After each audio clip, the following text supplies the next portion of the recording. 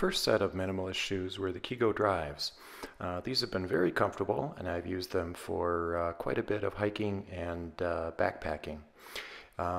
Their greatest feature is they're very extremely easy to get on and off. Because they don't lace up, they just have the elastic band in the front, so they're very easy to use as camp shoes. That I find that's how I really use them today. Their big downside is they don't really have much protection, and here in the Sonoran Desert we have all kinds of cactus thorns that can cause a lot of issues. My second pair was a pair of the Merrell Trail Glove 2s. These are extremely comfortable shoes, very nice ground feel. The only issue with them is the uppers tend to separate from the soles. They were very comfortable in a hike down to the bottom of the Grand Canyon and back up again on the Kaibab and the Bright Angel.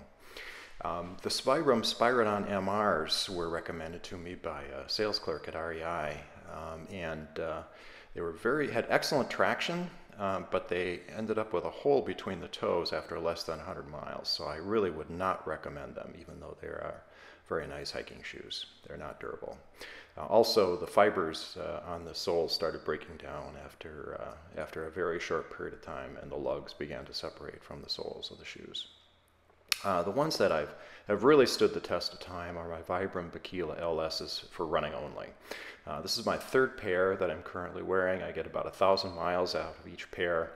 And one of the nice things about these is you can really tell if you're doing a proper forefoot strike. You'll see the wear pattern on the toes and on the balls of the foot, whereas the heels will show little to no wear at all.